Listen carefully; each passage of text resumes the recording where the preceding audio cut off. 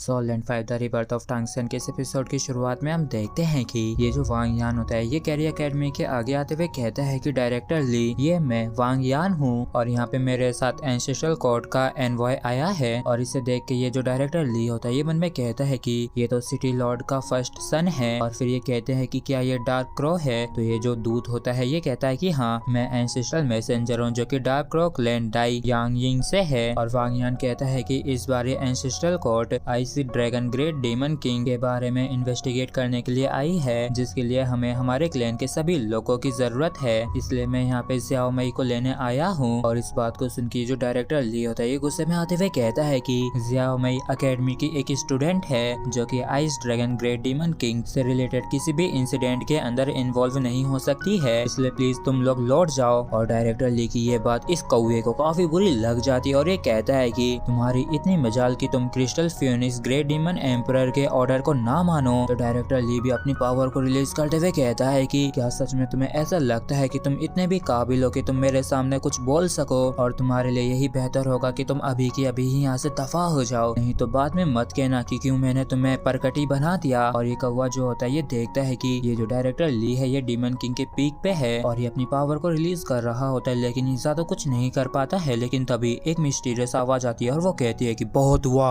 Ancestral court के order को disobey नहीं किया जा सकता है और ज़ियाओ मई को इनके साथ जाने दो, कुछ भी नहीं होगा। और इस आवाज को सुन के ये जो डायरेक्टर ली होता है ये इस चीज के लिए मान जाता है। और तभी वांग यान देखता है कि मई गोंग से सच में यहाँ पे आ रही है। और तभी मिस्टीरियस आवाज कहती है कि तुम्हारे लिए यही बेहतर होगा कि तुम मेरी एकेडमी के इस स्टूडेंट को हर्ट ना करो, लेकिन अगर तुमने मेरी एकेडमी के स्टूडेंट्स को हर्ट किया तो सोच लेना कि मैं क्या कर सकता हूँ। और इतना कह के ये आवाज यहाँ से चली जाती है। और तभी वांग यान और ये कौवा मई गोंगजी को अपने साथ यहाँ से ले जाने लगते हैं, जबकि कुछ दूरी से टांग सन इस चीज को होते हुए देख रहा होता है और ये वाकई में काफी ज्यादा गुस्से में होता है। और फिर हमें दूसरी साइड का सीन दिखाया जाता है जहाँ पे ज़ीमो कहता है कि वैसे तो ये मेरी गलती थी जो मैंने उसे छोड़ के अपॉर्चुनिटी को चूज किया, लेकिन यहाँ तक कि उसने तो मेरे लिए कुछ सालों तक कभी इंतजार नहीं किया, तो क्या इसमें मेरी ही अकेले की गलती थी। तो वांग कहता है कि हाँ, ये सारी तुम्हारी ही गलती है क्योंकि तुम नहीं जानते थे कि उसके ऊपर कौन सा बोझ है और तुम जरा सा भी नहीं जानते हो कि उसने कितना ज्यादा दर्द झेला है। और ये सच में काफी बुरी बात है कि तुम उस लड़की को भी अपने पास नहीं रख सके जिसे तुम सबसे ज्यादा प्यार करते थे, और इस चीज से साबित हो जाता है कि तुम कभी उसके काबिल थे ही नहीं। और इस बात को सुनकर ज़ीमो को काफी ज्यादा गुस्सा आ जाता है और ये तुरंत ही अपनी पावर को रिलीज करते हुए कहता है कि क्या तुम मरना चाहते हो, और अगर तुम मुझसे हार जाते हो तो तुम्हारी हर एक चीज मुझसे बिलोंग करेगी। तो वांग कहता है कि मैं कितने ही सालों से इस दिन का ही इंतजार कर रहा था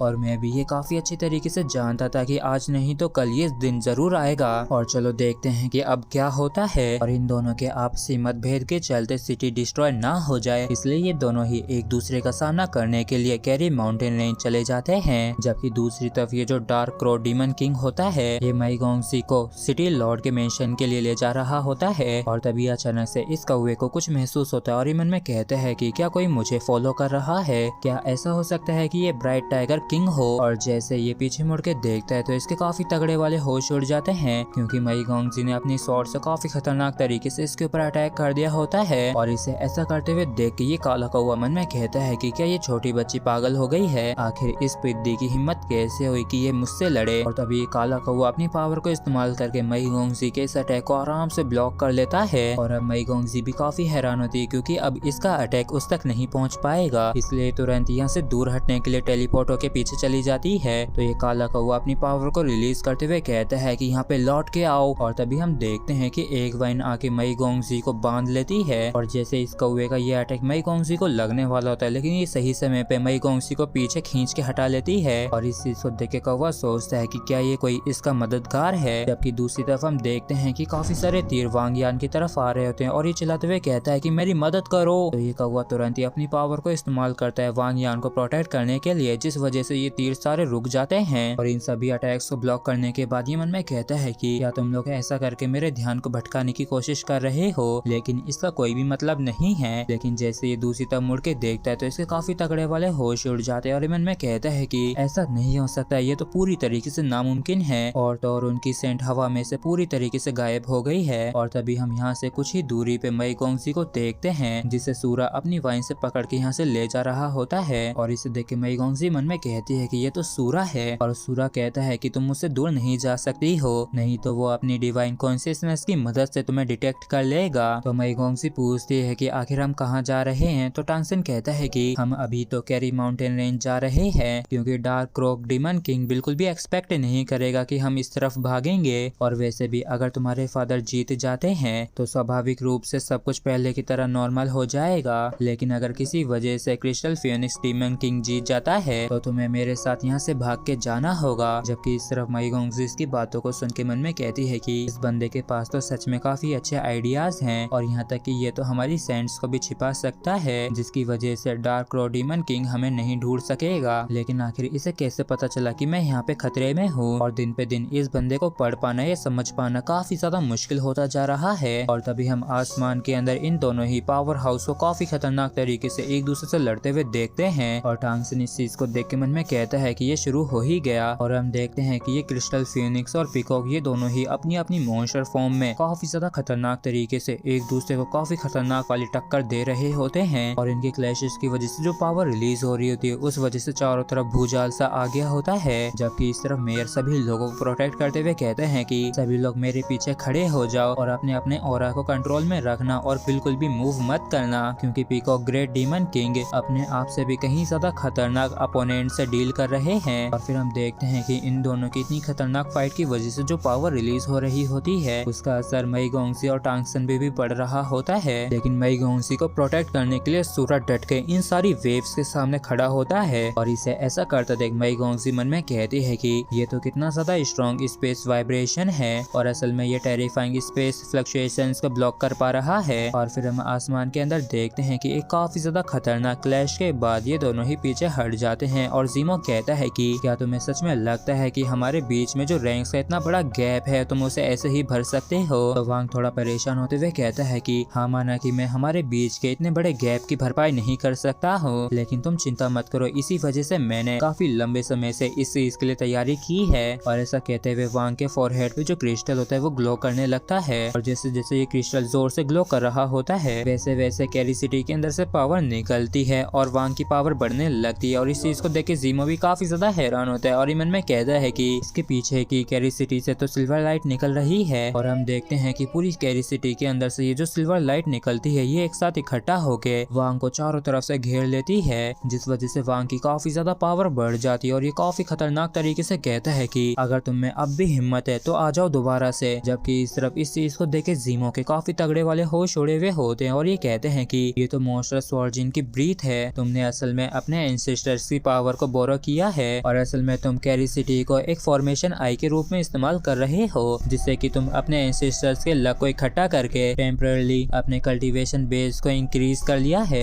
ये तो वाकई में और भी काफी अच्छी बात है। और अब तो मैं भी देखना चाहूंगा कि आखिर तुम कितने लंबे समय तक टिक सकते हो। जिसके बाद जीमो भी अपनी काफी ज्यादा खतरनाक पावर को रिलीज करते हुए सीधे वांग यहाँ से दोबारा से भिड़ जाता है और इन दोनों का एक और बार वापिस से काफी ज्यादा खतरनाक वाला क्लैश होता है। जबकि इस बैटल को देख के टांगसेन कहता है कि पीकॉक ग्रेट डीमन किंग हार नहीं सकते हैं। जबकि इस बात को सुन के मई गोंगसी थोड़ी हैरान होती है और ये तुरंत ही हवा में देखते हुए कहती है कि हाँ, तुमने बिल्कुल सही कहा, क्योंकि अगर एक बार जो फादर हार गए तो हमारा जो वंश है वो निश्चित रूप से इस तबाही में खत्म हो जाएगा। और यहाँ तक कि कई सालों का जो ऑर्गेनाइजेशन का प्लान है वो भी इसके साथ ही डिस्ट्रॉय हो जाएगा। लेकिन ऐसा देख रहा है जैसे कि फादर अब और ज्यादा नहीं लड़ सकते हैं। और तभी मई गोंगसी किसी की गर्राहट की आवाज को सुनती है और ये काफी ज्यादा हैरान हो जाती है, क्योंकि ये जो काला कौवा होता है ये यहाँ पे आ जाता है और ये काफी ज्यादा खतरनाक तरीके से अपनी पावर को रिलीज करते हुए कहता है कि आखिरकार मैंने तुम्हें ढूंढ ही लिया। और ये काफी गुस्से में कहता है कि अब मैं तुम्हें नहीं बख्शूंगा। और इस बारी वापिस से मई गोंगसी लड़ने के लिए तैयार हो जाती है और उसका गोल्डन क्राउन भी अपीयर हो जाता है। और वाकई में मई गोंगसी इस गोल्डन क्राउन में काफी ज्यादा खतरी लग रही होती है। जबकि इस तरफ ये जो काला कौवा गोल्डन पीकॉक क्राउन को देखता है तो ये काफी ज्यादा हैरान होता है और ये कहता है कि तो सच में तुम उसकी हेयर हो।